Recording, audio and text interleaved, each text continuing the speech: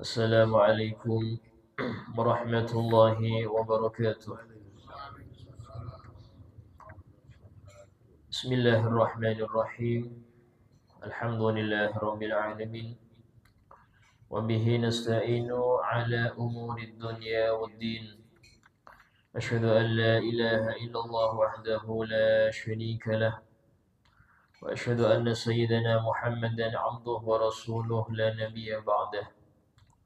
Allahumma salli wa sallim wa barik wa karim wa 'azzim wa majjid على حبيبنا وشفيئنا وقرة أعيننا محمد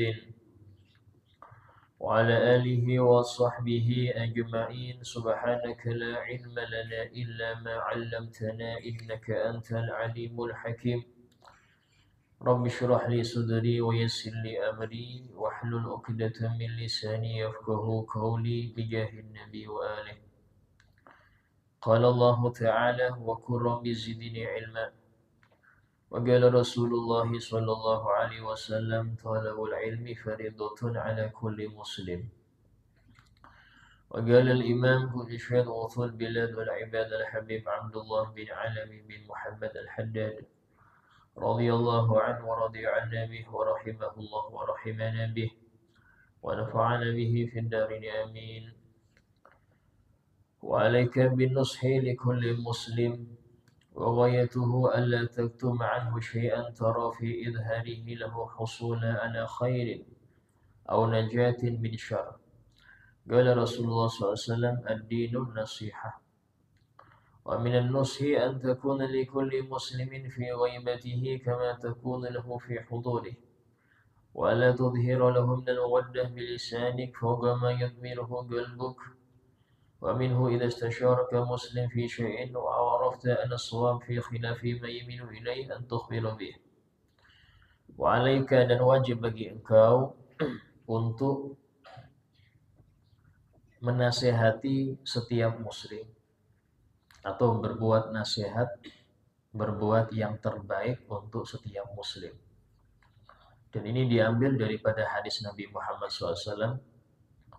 La yu'minu ahadukum hatta yuhibbu li akhihi ma yuhibbu li nafsihi.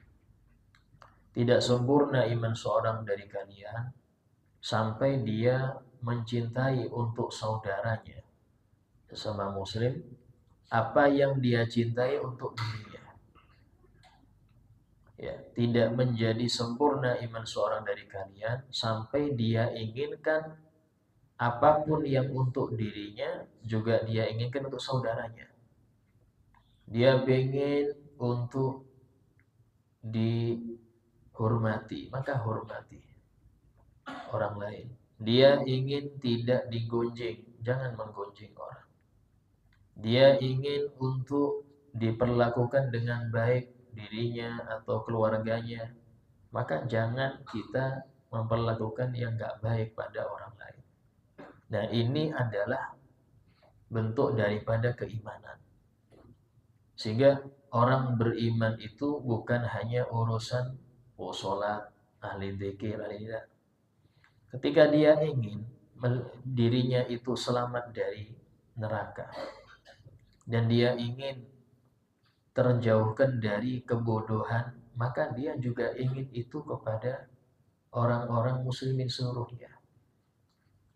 Sehingga dia ada kalanya gak tega lihat orang jauh dari majelis, gak tega. Karena dia mendapat kenikmatan yang luar biasa ketika hadir itu.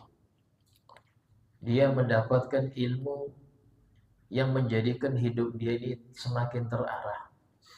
Maka dengan itu dia ingin yang lain juga mendapatkan itu. Nah, ini yang dimaksud dengan nasihat untuk setiap muslim ya. Sehingga waghayatuhu puncaknya, puncak daripada nasihat itu, janganlah engkau menyembunyikan sesuatu apapun dari orang tersebut yang engkau memandang kalau ini ditampakkan bagi dia, itu dia mendapatkan kebaikan atau dia bisa selamat dari sesuatu yang buruk. Ya. Artinya apa? Ini kalau nggak saya kasih tahu, nggak dapat kebaikan ini. Ini kalau nggak saya kasih tahu dia, dia akan celaka ini. Itu puncak daripada nasihat. Silahnya itu apa yang pengen Anda dapatkan untuk Anda, maka Anda jangan sembunyikan itu dari sesama muslim. Jangan sampaikan. Karena itulah seseorang muslim, kalau dia benar-benar memiliki sifat nasihat, maka dia akan memiliki dua perilaku yang utama. Itu apa? Amr bil ma'ruf wan nahi anil munkar. Pasti itu. Dia akan menyuruh orang lain untuk berbuat baik, sebenarnya dia juga ingin untuk berbuat baik itu. Dan dia akan mencegah orang lain berbuat jahat. Karena dia ngerti dengan itu dia bisa selamat daripada keburukan. Sehingga nggak membiarkan, ya, nggak membiarkan kalau ada orang itu maksiat, ini nggak membiarkan. Bukan karena dia iri nggak bisa maksiat kayak mereka, tidak. Tapi ini bentuk kasih sayang. Jangan sampai mereka ini melakukan hal-hal yang menyebabkan mereka nyesal nanti. Begitu nyesal di dunia atau nyesal di akhirat. Ya. Sehingga dalam hal inilah Nabi kita Muhammad SAW selama 23 tahun mengajak orang-orang, mengajak umatnya untuk mengisahkan Allah. Walaupun sampai dengan perang. Jadi perang itu bentuk kasih sayang. Sehingga di antara kasih sayang Nabi itu beliau mensurati para raja-raja. Raja Mukaukis yang di Mesir, Raja Kaisar di Romawi, ya. Itu disurati, Raja Kisra di Persia disurati. Apa isi suratnya? Aslim taslam. Masuk Islamlah, maka kamu akan selamat. Ini bentuk sayang Nabi. Aslim taslam. Masuk Islamlah, kamu akan selamat. Dan ini sangat berbeda jauh dengan sikap sebagian muslim dewasa ini. Ya sudah, masing-masing dosa ditanggung sendiri, nggak usah ngurus. Nah, itu bukan sifat muslim. Sudah, masing-masing dosanya ditanggung sendiri, nggak usah diurus. Sudah, itu bukan muslim. Muslim itu yang nggak tega lihat saudaranya masuk neraka. Bukan membiarkan. Bukan membiarkan. Ya, sehingga dalam hal ini sifat muslim itu nggak bisa acuh tak acuh, nggak bisa. Selama dia ini bisa untuk ngasih nasihat, dia nasihati. Selama dia bisa negur, dia tegur. Kecuali kalau nggak mau, sudah tegur nggak mau lagi, ya sudah, ya apa lagi. Yang penting kewajiban selesai. Nah, ada kalanya ini hanya bentuk kewajiban, untuk perasaan cinta itu belum ada. Negor anak rame di masjid, untuk sayang itu belum ada. Cuma dia, ya daripada saya dosa, saya tegur aja sudah. Cuman belum ke level, ya apa ini, kasihan anak ini kalau nggak di dede ini, kasihan mereka. Belum sampai level itu. Cuman ini mending daripada tidak negur sama sekali. Diam saja. Ini salah.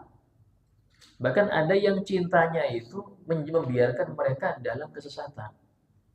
Ya, memanjakan anak sehingga anak itu sampai-sampai, ya, tidak apa-apa wis, tidak hadir pengajian, tidak apa-apa, tidak ngerti sholat, tidak apa-apa. Ini cinta yang salah. Cinta yang menjadikan dia akan nyesal nanti di akhirat. Karena cinta yang bikin menjadikan orang itu dimusuhi oleh anak istrinya. Dalam hadis, dalam Al-Quran Allah Ta'ala berfirman, Inna min azwajikum wa auladikum aduwan lakum fahdaruhum. Sesungguhnya di antara istri kalian, anak kalian, itu nanti ada yang jadi musuh kalian. Maka hati-hatilah. Kapan jadi musuh? Ketika mereka nanti di akhirat menarik Anda yang hendak masuk surga, ditarik ke neraka. Kenapa ditarik ke neraka? Karena nggak pernah negur ketika mereka nggak sholat. Nggak pernah ditegur ketika keluar nggak jilbaban, keluar pakaian ketat, dibiarkan. Yang seperti ini, dia akan ditarik oleh keluarganya ke neraka. Bahkan orang-orang yang pertama kali memegangin seseorang laki-laki, dipegangin terus di akhirat. Kenapa dipegangin? karena mau bagi dosa. Siapa itu? Dalam hadis Nabi bersabda, "Awwalu ma yata'allaqu birrajul ahluhu wa auladuh." Pertama kali orang-orang yang dia bergelantungan dengan seorang laki-laki itu istri dan anak-anaknya. Kenapa? Karena mereka ketika nggak ngerti nggak diajari, dan juga tidak dibawa ke majelis taklim, tidak disuruh belajar ke ustaz-ustazah, tidak, dibiarkan aja. Ya. Dan ketika di akhirat, maka anak-anak dan istri ini akan nuntut daripada kewajiban sang suami dan sang ayah ini yang diselewengkan. Apa itu? Itu mengajak mereka menuju surga, mengajak mereka untuk selamat dari neraka. Ku anfusakum wa ahlikum naro. Selamatkanlah diri kalian dan keluarga kalian dari api neraka. Nah, sehingga dalam hal ini Rasulullah SAW bersabda, ad-dinun nasiha. Ya, seluruh bentuk ajaran agama Islam ini adalah nasihat. Ad-dinu nasiha. Semua di agama ini semuanya adalah nasihat. Apa nasihat itu? Mengajak kepada kebaikan dan mencegah kepada keburukan. Itu semuanya di situ. Wa minan nusi, dan termasuk daripada bentuk nasihat, yaitu engkau menjadi untuk saudaramu ketika dia tidak ada, sebagaimana engkau bersikap ketika dia ada. Ketika dia ada dengan Anda, ya, Anda bersama dia nih, Anda senyum, masya Allah, ya, baik pada dia. Pas dia nggak ada juga sama. Jangan pas depan dia Anda senyum, ramah, pas dia nggak ada, diomongin di ini. Nah, ini berarti Anda tidak nasihat. Kalau Anda yang nasihat, maka Anda akan jujur depan dia. Kalau dia salah, disebutkan, sampean kurang ini Pak, sampean gini. Ya, tapi tadi ya, an-nasiha amaman nas fadhihah. Menasihati satu orang di depan orang banyak itu mempermalukan. Jadi adab nasihat itu berdua saja. Berdua saja sampai nasihati. Entah sampai samperin ke rumahnya, bertamu sambil nasihat. Urusan dia terima gak terima urusan Allah. Itu urusan Allah yang ngasih hidayah. Kewajiban Anda sebagai seorang muslim dengan muslim yang lain menasihati dia. Ya. Sehingga nasihat ini cepat masuk ketika memang benar-benar dari hati yang tulus, pertama. Yang kedua, caranya dengan baik. Caranya dengan baik. Ya, yaitu apa? Tidak di depan orang banyak. Kemudian nasihatnya itu dengan lemah lembut. Ya, Nabi Musa dan Nabi Harun, ketika Allah menyuruh untuk mengajak sadar Fir'aun yang ngaku Tuhan itu, apa Allah berfirman menyuruh dua nabi yang mulia ini? Wa qula lahu qawlan layyina la'allahu yatadzakkaru aw yakhsha. Dan ucapkanlah kalian berdua kepada Fir'aun itu dengan ucapan yang lembut. Jangan kasar-kasar. Yang lembut. La'allahu yatadzakkaru, bisa jadi dia ingat kalau dia ini manusia. Aw yakhsha, atau dia malah takut kepadaku. Nah, ini bagaimana di antara metode ngajak orang itu dengan lembut. Bahkan Allah Ta'ala ngajarin nabinya dalam Al-Quran, walau kunta faddan ghalidhal qalbi lanfaddu min hawlik. Seandainya engkau ya Muhammad itu keras, kaku, ya, harus A, harus B, maka mereka bubar dari engkau, nggak bisa nurut. Sehingga Nabi itu bagaimana ngajak orang-orang Quraisy itu dengan akhlak. Dengan akhlak. Ya, sehingga kita lihat bagaimana sepak terjang Nabi itu semuanya pakai akhlak. Akhlak dan doa. Ya, akhlak dan mendoakan. Dan itu lebih masuk ke hati. Ya. Adapun kita tidak ada kewajiban untuk nyadarkan. Kita nggak ada kewajiban. Yang menjadikan orang itu emosi apa sih? Karena dia merasa gagal kalau orang ini nggak sadar.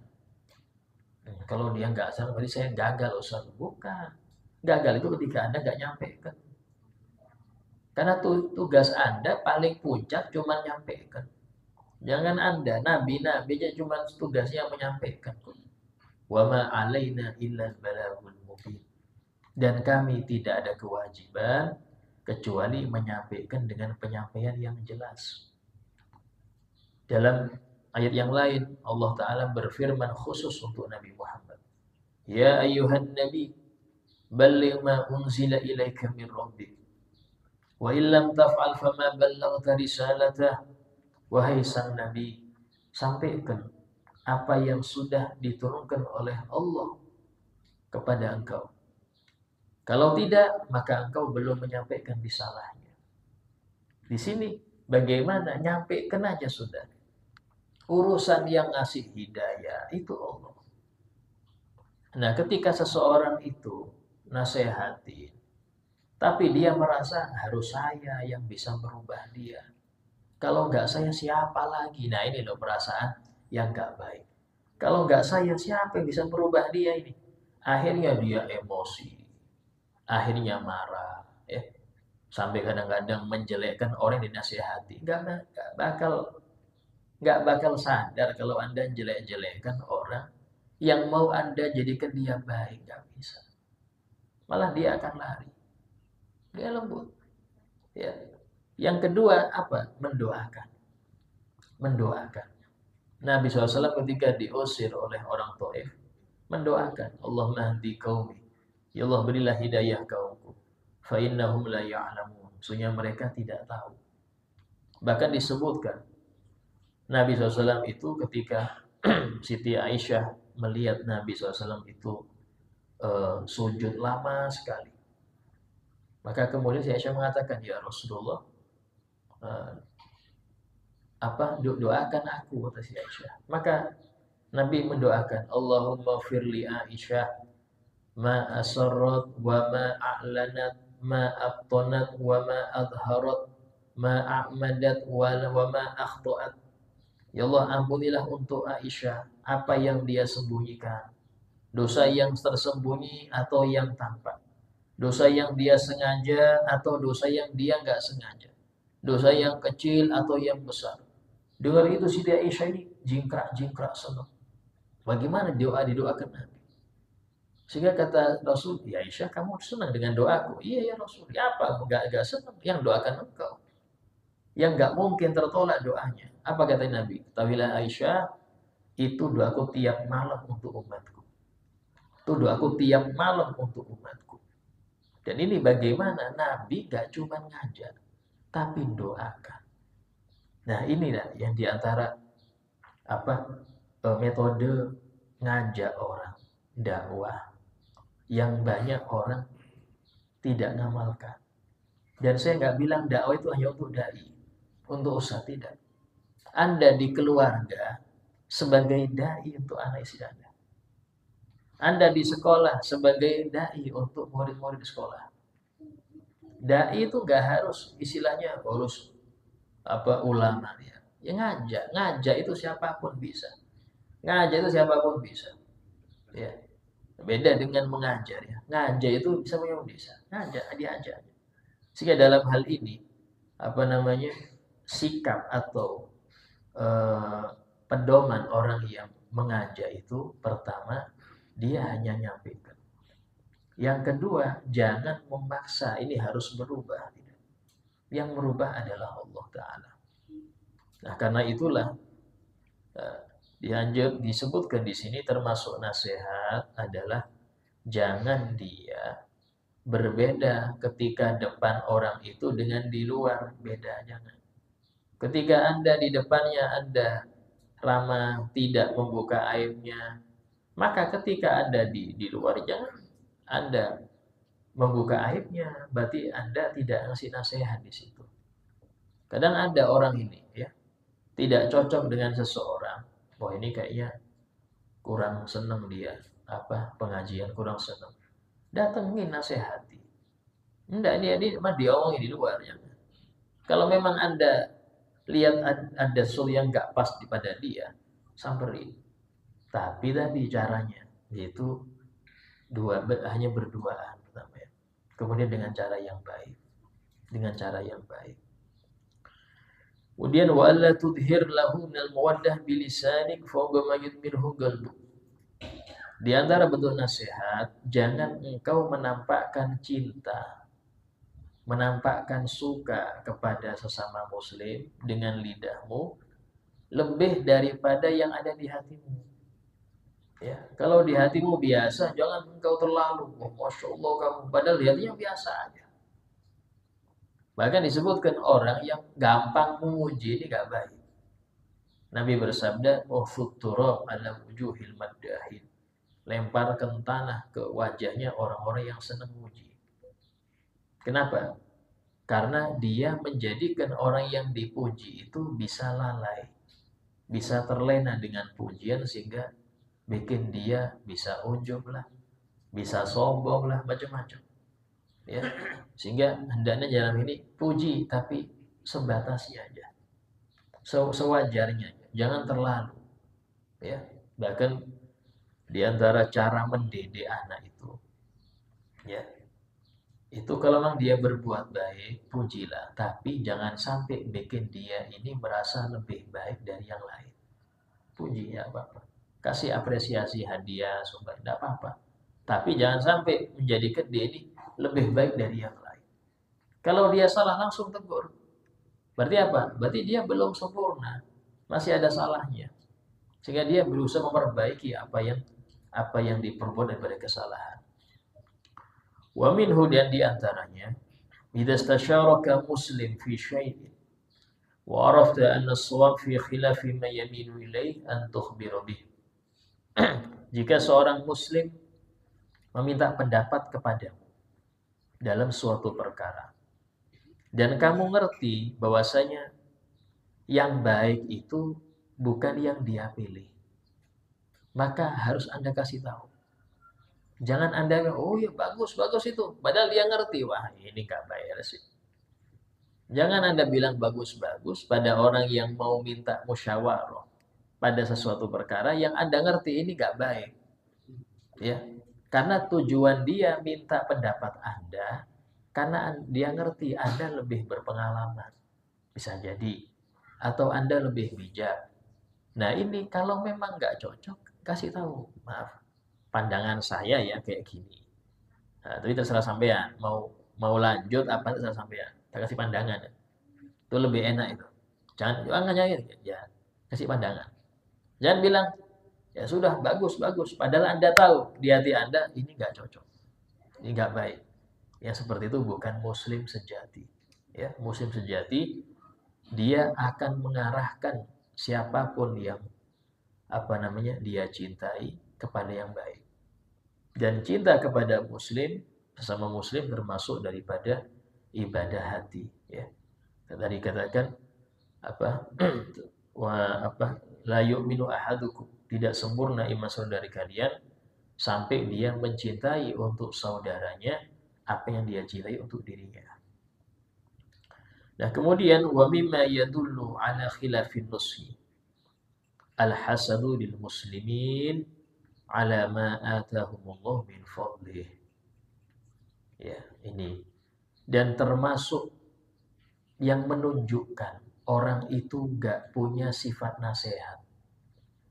Ini kalau mau tahu diri saya ini punya sifat nasihat yang wajib, ini apa gak ada? Apa itu? Punya sifat hasud pada muslim yang lain. Atau kenapa? Akan apa yang Allah berikan kepada mereka. Mau itu harta atau pangkat, atau cintanya orang pada mereka atau apa, dia nggak senang. Ini berarti nggak punya sifat nasihat di hatinya. Orang yang hasud itu, dia berarti mengkritik kebijakan Allah. Kayak dia mengatakan, ya Rob salah Anda ngasih ke dia, harusnya ke saya. Walaupun ini dia yang hasud ini lebih makmur. Cuman nggak seneng kalau tetangganya itu beli motor, nggak seneng. Dia punya 2 mobil, 3 mobil. Wah, jangan-jangan korupsi kok bisa beli motor. Padahal kerjanya cuma biasanya. Nah, ini orang hasut bahaya. Orang hasut ini ya itu tidak ada perbuatan, nggak ada ucapan, tapi pahala dia berkurang terus. Disebutkan dalam suatu hadis Nabi bersabda, al-hasad ya'kulul hasanah. Sifat hasud di hati itu bisa memakan kebaikan-kebaikan. Artinya pahala yang sudah kita kumpulkan ya.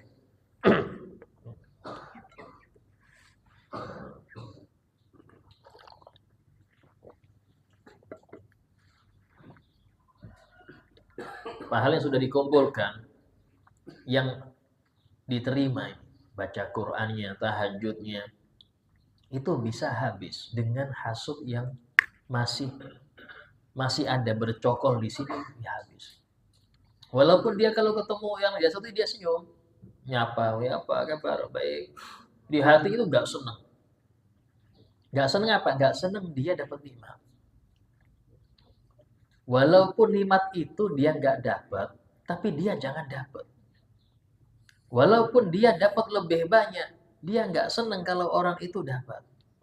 Nah, ini penyakit bahaya, Pak. Bahaya. Dan maaf, setiap manusia pasti punya ini. Tiap manusia pasti dia punya hasud. Terus ya apa cara ngobatinya? Dengan ilmu dan amal. Ilmu, dengan cara yang dengan ilmu, Anda harus yakin Allah tidak mungkin salah memberi rizki pada hambanya. Tidak mungkin Allah salah alamat, itu tidak mungkin. Ya. Yang kedua, tidak ada kewajiban rizki itu harus rata. Tidak ada kewajiban. Yarzuqu may yasha bighairi hisab. Allah memberi rezeki siapapun yang dia kehendaki tanpa disangka-sangka. Siapapun, terserah Allah. Hanya terserah Allah di sini apa? Ya mau orang itu istilahnya kerjanya nggak jelas, mau orang itu jelas kerjanya, mau ini, terserah Allah. Yang penting dalam hal ini Anda harus tahu, ya, yang punya kerajaan alam ini hanya Allah. Dan terserah Allah mau ngasih ke siapa. Disebutkan dalam ayat yang lain Allah Ta'ala berfirman, ma yaftahillahu min rahmatin fala mumsikalaha. Apapun yang Allah buka dari sebuah rahmat untuk seseorang, maka nggak ada yang bisa mencegahnya. Wa ma yumsik fala mursila lahu min ba'di. Dan apa yang Allah cegah, maka nggak ada yang bisa memberikannya. Ini dikuatkan dengan doa Nabi setelah sholat. Allahumma la mani'a lima a'toid. Ya Allah, nggak ada yang bisa mencegah kalau Engkau sudah memberi. Itu harus Anda yakini. Anda cegah ya apapun, kalau sudah Allah mau ngasih dia jabatan, dapat. Kalau Allah sudah menakdirkan dia dapat mobil, dapat. Mau Anda bilang, nggak mungkin Ustaz. Dari mana kerjanya? Itu kan pikiran Anda. Dan rezeki Allah itu jauh daripada logika. Jauh daripada logika. Kenapa? Untuk menunjukkan pemberi rezeki itu bukan mereka, tapi Allah.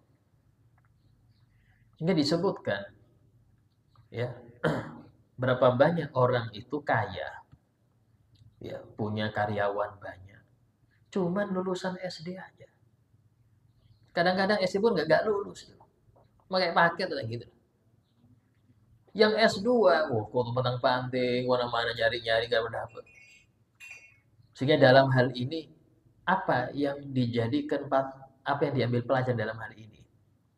Bahwasanya Allah ingin ngajarkan kepada kita, ya, pemberi rezeki itu bukan kecerdasan, bukan gelar. Pemberi rezeki bukan itu, bukan bos Anda, bukan. Pemberi rezeki itu Allah. Ini harus tahu Allah. Dan caranya Allah itu jutaan cara. Untuk ngasih hamba ini rezeki itu jutaan cara, Pak. Mungkin kita, ya apa ini kok nggak keluar-keluar rumah, ada aja duit ya. Nah, berarti kita ini sempit. Kalau mau dapat duit harus keluar. Nah, Kalau mau ini harus ini. Enggak, itu otak kita aja. Tapi Allah ngasih rizki ke hambanya, terserah Allah. Terserah Allah. Mau pakai cara apa itu hanya Allah yang tahu. Dan Anda, wahai hamba, nggak usah apa ikut-ikut urusan yang hanya Allah yang ngurus. Gitu. Apa? Ngasih rizki hambanya. Itu aja. Kadang kita ini yang di situ yang bikin kita akhirnya hasut. Nggak terima. Saya mulai subuh sudah bangun pasar. Pulang mau maghrib. Dia santai-santai lebih kaya. Nah, yang seperti ini nggak boleh. Karena Allah yang bagi rizki. Sebab kalau seorang itu menganggap sebanyak apapun kerja keras, maka sebanyak itulah dia punya rizki. Maka akan muncul di hati pemberi rizki adalah usaha. Berarti pemberi rizki adalah usaha, bukan Allah Ta'ala. Kalau orang nggak berusaha, nggak ada rizki. Kalau ada usaha, dia pasti ada rizki. Itu berarti dia seakan menyimpulkan ar-razzaq huwa usaha itu. Pemberi rezeki itu usaha itu. Salah. Berapa banyak orang itu yang dia ini gak banyak kerja. Biasa aja. Cuman makmurnya melebihi orang yang pontang-panting. Tunggu kerja, apapun digarap. Ini nanti apa ke kurir, nanti ke sini, ke sini, ke sini. Malam masih jaga mana. Tapi masih kurang terus. Nah, ada orang santai waktu sholat, pengajian ya hadir pengajian gitu. Ya siang waktu tidur ya dia tidur. Tapi rezekinya lancar. Inilah rahasia dari Allah. Yang mana rezeki itu hanya Allah yang tahu. Dan sudah patokannya sudah ada semenjak kita umur 4 bulan sudah Allah tentukan.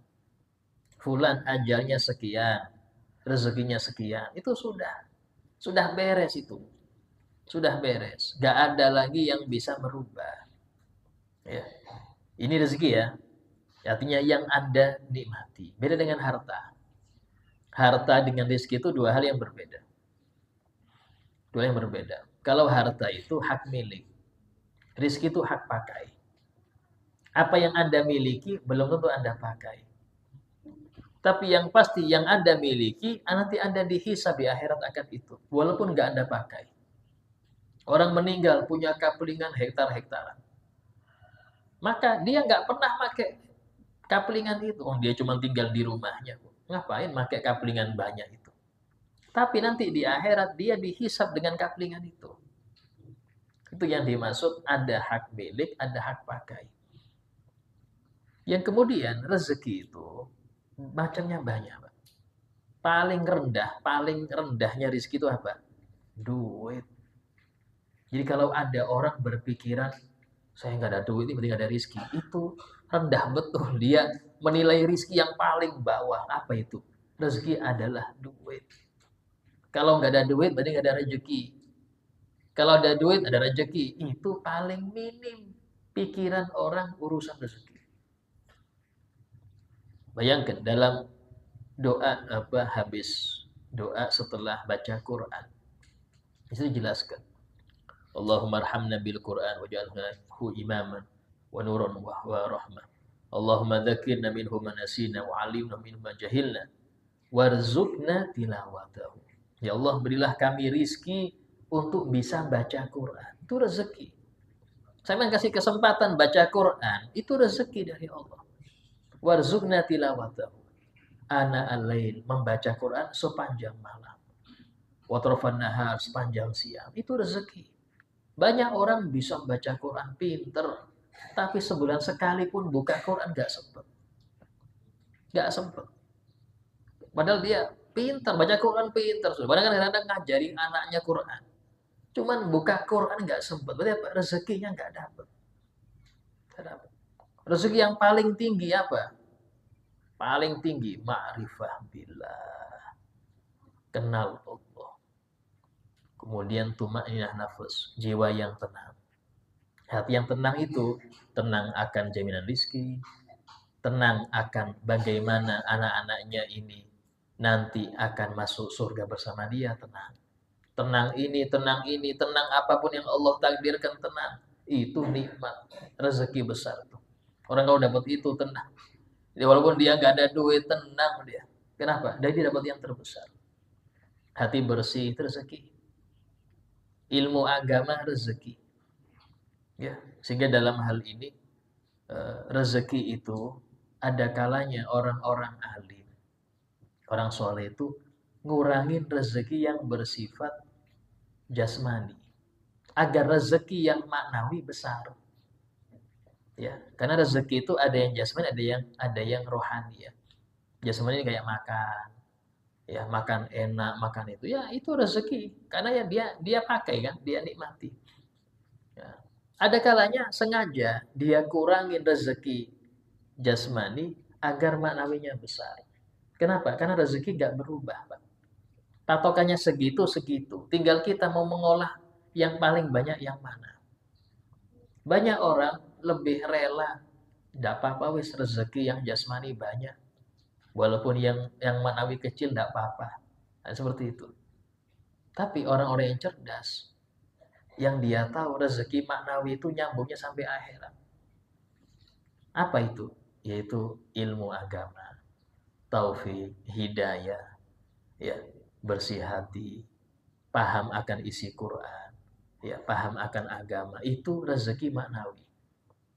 Nah, cara itu biar besar, dia kurangi rezeki jasmaninya.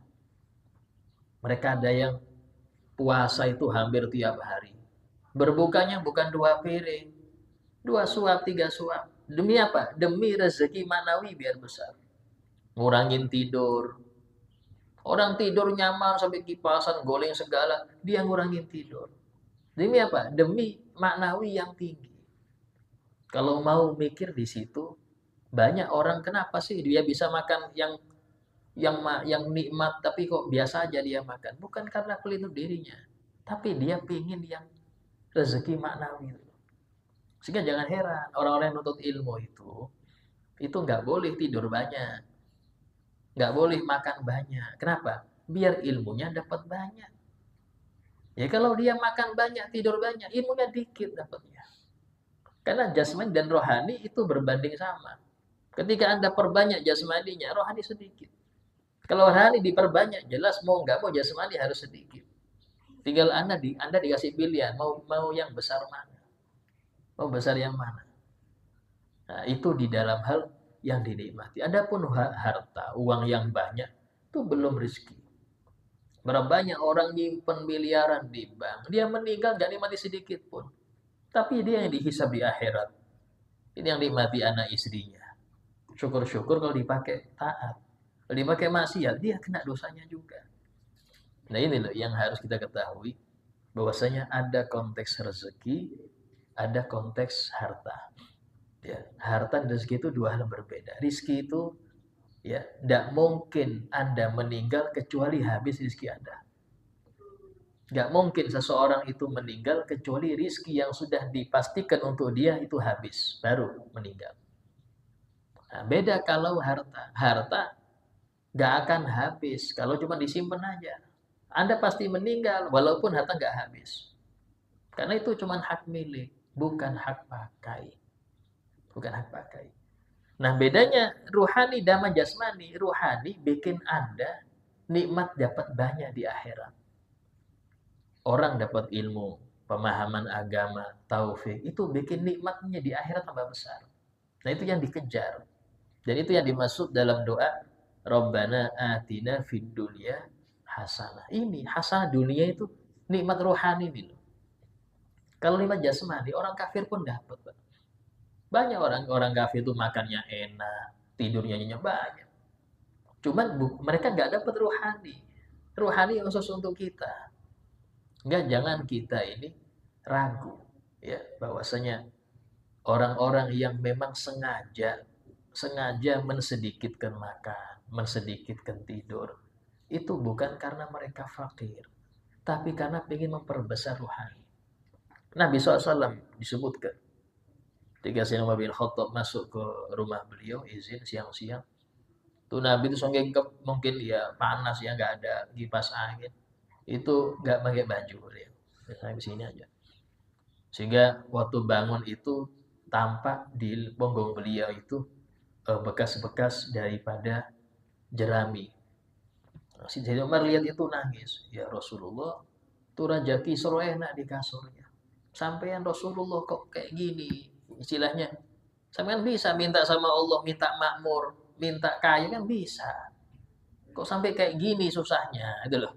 Jadi saya Umar ini bicara karena kasihan ya. Lihat Nabi itu kadang-kadang 3 hari nggak makan. Karena nggak ada yang dimakan. Apa kata Nabi? Ya Umar, apakah engkau nggak rela? Itu untuk mereka waktu di dunia. Mereka senang itu di dunia untuk mereka. Tapi untuk kita di akhirat selamanya. Kalau mau kita pengen selamanya, di sini kurangin. Di sini kurangin. Jadi nikmat di dunia itu kurangin. Agar Anda dapat nikmat yang banyak. Karena nggak mungkin orang itu senang di dunia, ya bergelimang di akhirat senang juga jarang. Jarang. Rata-rata kalau sudah selesai ya sudah di sana nggak ada. Simpen dulu itu. Sehingga disebutkan oleh para ulama kepada murid-muridnya, puasa kamu dari dunia, nanti berbukanya di akhirat. Berpuasa kamu dari dunia, nanti bukanya di akhirat. Ini untuk yang halal ya. Yang halal, apalagi yang haram. Yang halal mereka sangat-sangat minim. Cukup. Ya, yang halal itu cukup. Tapi bukan pelit ya. Kita banyak lihat orang-orang yang untuk diri mereka ini mereka batasi. Tapi kalau sudah sodakoh, jor-joran, Pak. Jor-joran kalau sudah sodakoh. Tapi untuk diri mereka, mereka batasi. Ya, kalau untuk orang, banyak ngasih. Nah, ini yang baik. Kenapa tujuan mereka batasin? Agar di akhirat besar. Sehingga disebutkan di antara ucapan malaikat kepada orang-orang ahli neraka. Apa? Adhabtum thayyibatikum fil hayatikumud dunya. Kamu sudah menghabiskan kenikmatan-kenikmatan kalian di kehidupan kalian di dunia. Wastamta'tum biha, dan kalian sudah senang-senang dengan itu. Artinya sudah cukup. Sudah senang-senang. Sekarang waktunya sisaan. Nah, itu khawatir pada kita diucapkan. Itu khawatir pada kita diciptakan. Kita punya guru, ya. Habib Umar bin Hafid, ya, guru-guru kita, Syekh Abu Yasir Maliki. Itu kalau ke negara-negara itu pasti dikasih hotel yang VVIP. Hotelnya Habib Umar kalau di Jakarta itu per malam 60 juta. Per malam 60 juta hotel apa penginapannya itu. Tapi lihat tidurnya di mana? Tikar. Muridnya bagian bawa tikar itu tikar. Bukan di kasur yang empuk. Kenapa? Aku malu dengan Rasul. Rasul nggak pernah tidur di kasur kayak gini. Tidurnya di tikar. Mungkin kalau kita kesempatan mana ada tikar. Udah ke kasur aja sudah. Mungkin nggak tahajud lagi sudah kalau sudah di situ. Kalau di rumah tahajud ya. Kalau kena di hotel nggak tahajud ya. Nah, ini namanya orang terlena dengan dunia. Nah di situ loh seperti itu loh. Jadi untuk mereka nggak ada haji mumpung. Oh, mumpung nih, mumpung ada haji mumpung. Tetap istiqomah tetap. Tetap nggak berubah. Kenapa? Karena tahu ini ujian saja. Penghormatan orang itu ujian aja itu. Dicaci ya ujian juga sama. Allah pengen tahu Anda konsisten apa enggak, itu aja. Konsisten apa enggak. Ya, sehingga apa penting dalam menyikapin itu penting. Nah, kemudian nah ini. Jadi kalau sudah kita ngerti dengan ilmu bahwasanya Allah tidak mungkin salah membagi rizki, maka harus Anda tanamkan. Kalau ada orang yang baru ke Grogot, baru 2 tahun, langsung punya rumah, langsung punya mobil. Saya sudah 20 tahun masih ngontrak aja. Jangan iri. Engkau sama-sama sekampung. Dia baru 2 tahun kok langsung banyak. Saya sudah 20 tahun gini-gini aja. Allah yang ngasih. Bukan usaha dia. Jadi nggak usah hasut. Itu pertama. Ya. Dari ilmu. Harus ada ilmunya itu. Allah nggak mungkin salah ngasih rezeki. Nah, yang kedua dengan amal. Ya apa dengan amal? Yaitu baikin dia. Cara biar Anda hilang hasut Anda pada orang ini, baikin dia. Kasih dia hadiah, sapa dia. Dalam keadaan ketemu. Nanti di malam hari doakan dia. Ya Allah, makmurkan hartanya. Ya, panjangkan umurnya. Walaupun Anda sedih betul itu, ya Allah, saya kok mendoakan baik nih. Ini melawan nafsu saya. Ya, memang harus. Agar hati Anda nggak benci lagi ke orang ini. Ya, nah, seperti itu. Insya Allah dengan dua ini, kalau konsisten, maka di hati Anda akan hilang hasut. Dan minta sama Allah untuk, ya Allah, bersihkan hati saya. Ya Allah, aku minta kebersihan hati, selamatnya jiwa dari penyakit-penyakit hati itu. Allah akan kasih. Tapi tadi harus ada dari Anda juga usaha. Usaha untuk bersih-bersih hati ini dari hasut, sombong. Itu harus usaha. Sama minta pada Allah. Insya Allah orang kalau nggak ada hasut, itu tenang. Orang hasut itu pertama, dia gampang kena stroke. Ya, darah tinggi cepat naik. Apalagi lihat ganti mobil langsung stroke dia. Pusing dia. Kenapa? Karena tadi nggak sesuai ekspektasinya. Ya seperti ini justru, kalau lihat temannya itu bangkrut senang dia. Walaupun kalau ngomong, Masya kasihan sampean, tapi hatinya ketawa dia, rasain, rasain. Yang ini hati-hati yang seperti ini berarti hatinya buruk. Ada hasut itu. Lawan.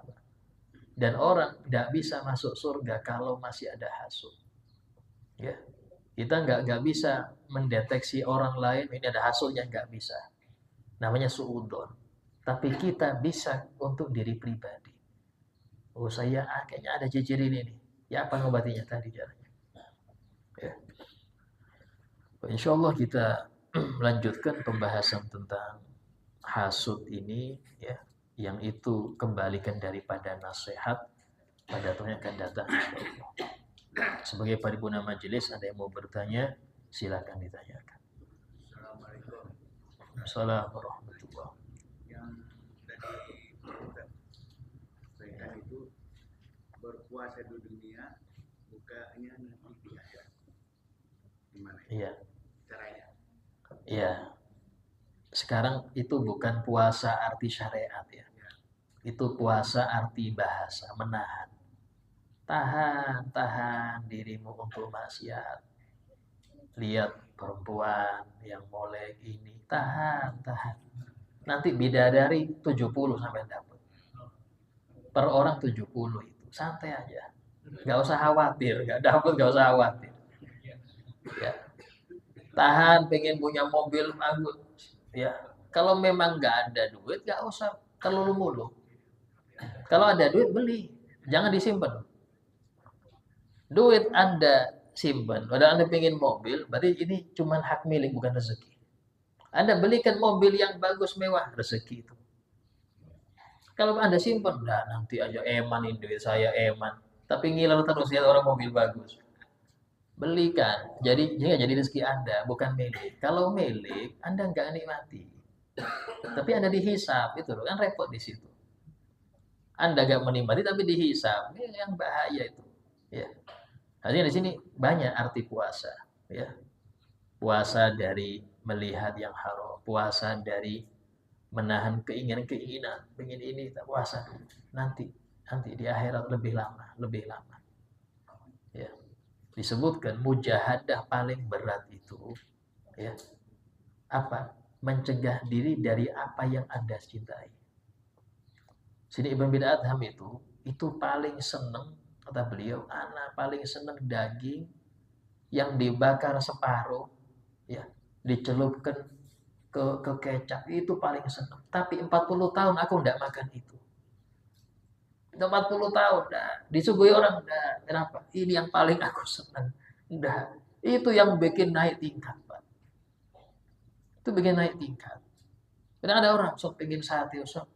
Itu Anda, gak ada duitnya, usah lain lagi itu ada duitnya. Ini ada duit ada tapi tahan. Ya, itu yang paling cepat. Di antaranya apa? Maksiat. Semua nafsu pasti senang maksiat. Senang ngomongin orang, senang lihat haram, senang mendengar hal-hal yang bikin dia lalai. Senang semuanya. Senang untuk bermegah-megahan, senang untuk merendahkan orang. Itu nafsu. Tapi lawan itu, ayo tawadhu. Ayo tahan mata. Tahan ini. Itu namanya melawan. Melawan nafsu paling berat. Jihad yang lebih berat daripada perang Badar.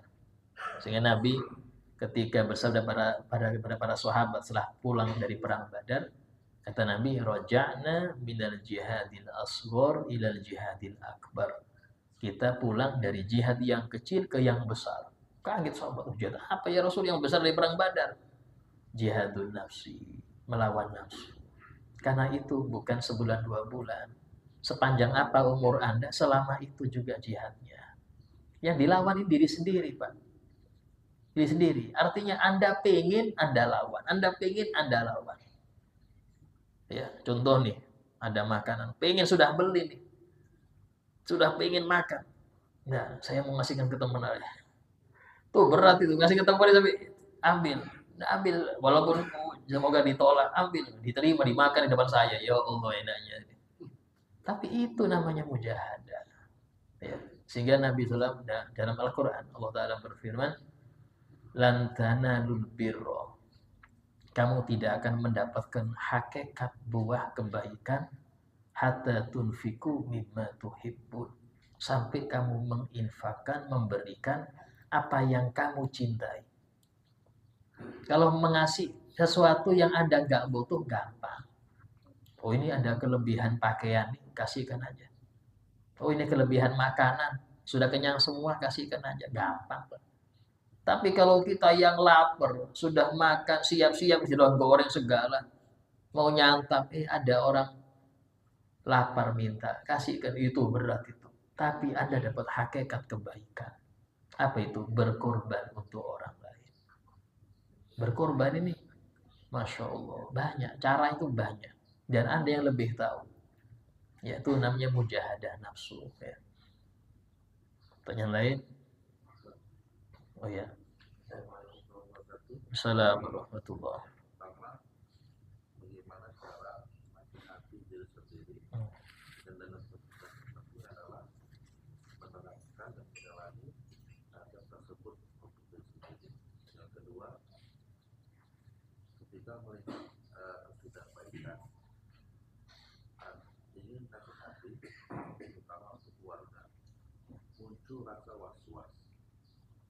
Artinya was-was ini saya aja belum baik berani untuk memberikan hijab ini bagaimana cara menjelaskannya, maka adalah kewajiban pada keluarga. Ya. Yang pertama, ya, di dalam masalah apa tadi itu kebaikan diri ya. Nasihatin diri sendiri itu semuanya harus pakai ilmu. Orang kalau nggak pakai ilmu, dia anggap nasihat diri sendiri, padahal itu bukan nasihat. Contoh, ayo kamu harus kejar itu, harus kejar. Kalau ada yang merintangi, sikat saja. Itu nasihat, tapi salah karena nggak pakai ilmu. Kalau kamu nggak ada, kalau itu satu orang aja yang dapat itu. Kalau kamu nggak ngambil, dia yang ngambil. Ayo jegal sudah. Bahaya, dia lebih dekat itu pada sesuatu itu. Itu nasihat untuk diri sendiri, tapi salah karena nggak berilmu. Kadang sering orang tertipu, dikira itu nasihat daripada jiwa yang tenang. Tanda, itu nasihat dari setan. Setan itu nasihat. Ayo, kamu kalau seandainya senang sedekah, kapan sugihnya? Nanti kalau sudah kamu sugih, sudah banyak, silahkan kamu mau nyumbang masjid, biar silahkan. Sekarang jangan dulu. Masih 900 juta jangan dulu. Nunggu satu baru sodako. Jadi yang minta sumbang ini cuma minta sumbang 50.000 ini. Maaf Pak, saya belum punya. Bukan belum punya. Dia tadi dibisikin setan. Setan kadang-kadang ngasih nasihat. Dia sebagai penasehat. Cuman kalau nggak pakai ilmu ya ini, jangan. Kapan sugihnya kalau kamu sedang sodako? Tuh nggak usah diurus sudah, nggak usah dipedulikan. Tutup mata aja. Sebab kalau kamu kasih, nanti yang lain akan datang. Yang lain datang, akhirnya kamu nggak kaya-kaya. Nah ini nasihat dari setan, tapi hati-hati. Jadi kita harus sadar ya. Nasihat yang bikin kita tercegah dari beramal baik, atau nasihat yang bikin kita menabrak yang haram, itu dari setan. Jangan ditaati. Jangan ditaati. Kadang-kadang gini, tidak apa-apa, kamu ya, ini teman-teman kamu ngajak nih, mungkin ngajak nonton konser kah? Tidak apa-apa, kamu iyai. Nanti ketika kamu ngajak mereka ke pengajian, mereka akan mau. Karena kamu sudah nurut. Nanti mereka akan nurut. Ini nasihat pinter nih kadang-kadang nih. Ya sudah, ya ayo ikut orkesan dia. Diajak pengajian gak ada yang mau. Gitu. Bahkan dia sendiri lebih senang dengan orkes daripada pengajian akhirnya gara-gara ikut nyemplung sekali. Jadi nasihat untuk dari diri sendiri itu harus patokan ilmu. Kalau bukan dengan ilmu, maka yang ada bisikan setan. Dan Allah sudah berfirman dalam Al-Quran, "Asy-syaitanu ya'idukumul faqr wa ya'murukum bil fahsya." Setan itu sering membuat kalian khawatir akan kefakiran, sehingga menyuruh kalian untuk berbuat yang buruk. Apa itu? Rakus dan pelit. Ayo kejar, belum selesai, kejar terus. Ayo, dan sudah cukup. Dia keluarga sudah cukup. Ayo kejar lagi sudah. Itu nasihat tapi gak baik. Kadang dari setan manusia muncul juga dalam begini ya. Nah, sehingga hati-hati, kita harus mengenal nasihat dari diri ini kayak apa, ciri-cirinya tadi. Terus kemudian yang kedua, ketika Anda ya melihat di keluarga ini ada yang gak beres, cuman akhirnya mau nasehatin, tahu-tahu ada bisikan, lagi bisikan dari setan lagi. Kamu kenapa nasihatin keluarga? Kamu sendiri aja masih belum baik. Mau sok-sok nasehatin. Hanya gak jadi nasehatin dia. Ini bisikan setan. Maka katakan dengan ilmu Anda ke hati Anda yang ngomong gitu. Wahai hati, wahai nafsu. Ya, ciri-ciri orang baik itu yang menyelamatkan keluarganya. Walaupun saya belum baik, tapi saya nggak mau yang lain jadi nggak baik kayak saya. Itu mantap kan? Saya nggak mau, nggak apa-apa. Saya mungkin belum bisa baik, tapi semoga ketika saya ngajak orang jadi baik, Allah membuka hati saya sehingga jadi baik. Itu tanamkan. Yang kedua tanamkan, ini kewajiban saya. Mau saya dan orang yang mengerjakan kewajiban itu insya Allah jadi orang baik. Itu tanamkan di situ. Dan ini banyak Pak, bisikan itu banyak. Ada kalanya dia ya mau hadir majelis, nggak usah kamu ini masih tiap malam dugem hadir majelis, tobat dulu. Kalau sudah tobat baru hadir majelis, itu tempat orang-orang suci itu majelis itu. Akhirnya dia tambah dugem lagi karena merasa dirinya nggak pantas, nggak bisa-bisa Pak. Orang itu bisa tobat karena dia berilmu. Jadi dia nggak berilmu, kapan bisa tobatnya? Ini loh, ya, hati-hati bisikan setan seperti itu ya. Jadi tetap was-was hilangkan. Dengan cara apa? Lawan dengan ilmu dan banyak membaca surah An-Nas. Surah An-Nas dibaca yang banyak, itu was-was akan hilang. Ya silahkan.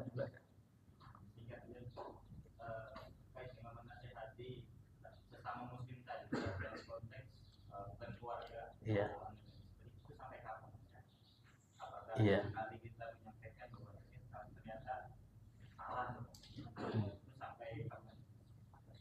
Itu sekadar cinta kita ya.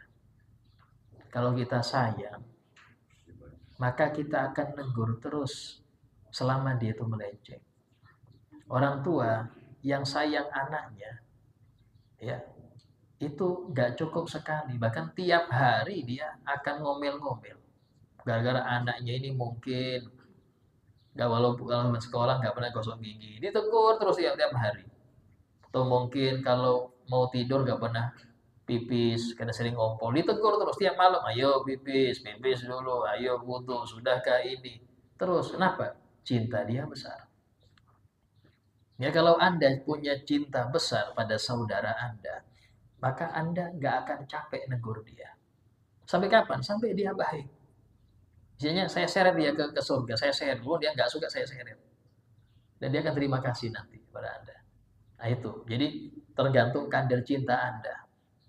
Ada kalanya, ngapain siapanya saya. Penting saya sekali, terserah dia sudah. Ya berarti cinta Anda segitu. Dan cinta kepada setiap orang itu beda-beda kadarnya. Cuman kita harus tahu, ada yang wajib, ada yang nggak wajib. Yang wajib itu keluarga. Yang wajib itu keluarga. Kalau bukan keluarga, itu nggak sampai ke level wajib. Artinya nggak sampai Anda dosa karena fardu ain. Itu ke fardu kifayah. Yang penting sudah ada yang nasihati, Anda nggak perlu nasihati, nggak apa-apa. Oh, sudah ada yang nasihati kan? Sudah ada yang nyuruh kan? Ya sudah. Nah, jadi ini levelnya beda-beda. Seorang yang menjadi pemimpin, maka dia level kewajibannya bukan cuma keluarga. Semua yang di situ. Seseorang yang menjadi CEO perusahaan, dia kewajibannya bukan cuma anak istri, tapi semua bawahannya itu dia harus memastikan mereka sholat. Mereka memastikan nggak ada kemaksiatan di antara mereka. Secara dohir nih, kalau batin kita nggak tahu. Guru di sekolah memastikan anak-anaknya selama di jam sekolah itu sholat. Urusan isya, maghrib, bukan menjawab dia, itu menjawab orang tua di rumah. Nah, seperti itulah seseorang itu harus tahu ada kalanya wajib, ada kalanya tidak sampai ke level wajib. Ya, fardu kifayah lah, bukan fardu ain. Ya, fardu ain ini kita yang kena siksa kalau kita nggak negur. Kalau fardu kifayah, selama sudah ada yang negur, kita gugur. Selama sudah ada yang negur, kita gugur. Itu fardu kifayah. Dan rata-rata amar ma'ruf nahi mungkar selain kepada keluarga itu fardu kifayah, bukan fardu ain. Ya. Semoga apa yang kita dapat bermanfaat, kita jadikan orang-orang yang ahli nasihat dan orang-orang yang mau menerima nasihat. Ala hadiniyah wa kulli niyatin shalihah. Al-Fatihah. Alhamdulillah rabbil alamin arrahmanir rahim maliki yaumiddin. Iyyaka na'budu wa iyyaka nasta'in ihdinas siratal mustaqim siratal ladzina an'amta 'alaihim. Bismillahirrahmanirrahim. Alhamdulillahi rabbil alamin. Allahumma shalli wa sallim ala sayyidina Muhammad wa ala alihi wa sahbihi ajma'in. Rabbana anfa'na bima 'allamtana, Rabbi 'allimna alladhi yanfa'una. Rabbi faqihna wa faqih ahlana wa qarabatina fi dinina. Rabbi wafiqna wa fiqhum lima tardadi qawlan wa fi'lan karama.